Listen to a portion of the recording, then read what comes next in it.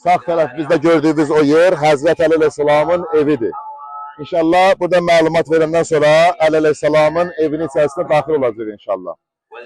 Əli əleyhissalam haqqında məlumat verdik. Sizlər də yetərincə bilirsiniz. Əli əleyhissalam Mədinədən İraka, yəni Kufaya hicrət edəndə Əli əleyhissalamın bacısı bu evi Həzrət əleyhissalama hədiyyə eləyib. Və Əli əleyhissalam təxminən 5 ilə yaxın bu evin içərisində yaşayıb. Və Həzrət əleyhissalamın evi ilə bu sol tərəfimizdə gördüyümüz Kufə məscidinin arasında olan məsafə olan yerdə İbn Ziyadın sarayı var idi. Bizim dayandığımız bu yerdə isə, bu cığır ki görürsünüz, hamı diqqətlə baxsın ora, Əli əleyhissalam bu evdən çıxardı, bu yolla Kufə məscidinə gedərdi. Bu yoldan gedərdi, Həzrət əleyhissalam məscidin içərisinə daxil olardı və məsciddə ibadət eləyərdi.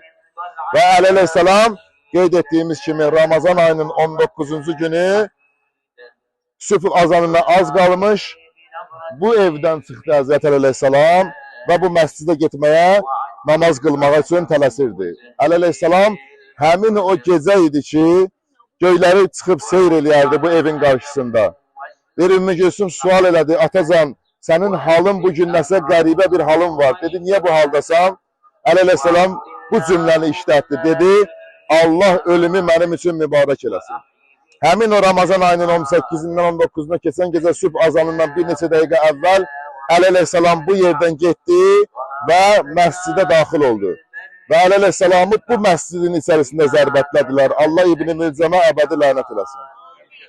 İbn Milcəm zərbətləyəndən sonra Həzrət Əli əleyhissalamı İmam Həsənlə İmam Hüseyn əleyhissalam biri sağ tərəfindən, biri sol tərəfindən Əli əleyhissalamın əllərindən, qollarından tutdular.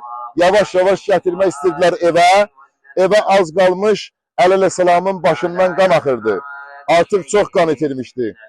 Əli əleyhissalam dedi, Həsən, Hüseyn, mənim əllərimi və qollarımı buraxın, evə öz ayaqlarımla girmək istəyirəm. Evə öz ayaqlarımla daxil olmaq istəyirəm.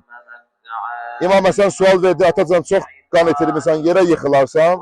Onda İmam Əli əleyhissalam dedi ki, istəmirəm qızım Zeynəb məni bu halda görsün. Ona görə buraxın əllərimi. Deyir, İmam Həsənlə İmam Hüseyn əleyhissalamın əlini buraxdı. Əli əleyhissalam bir neçə addım atandan sonra yerə yıxıldı. Və təzdən ayağa qaldırdılar Əli əleyhissalamı. Və bu evin içərisinə daxil olandan sonra İmam Əli əleyhissalam çağırdı İmam Həsən əleyhissalamı və ona vəsiyyətin elədi.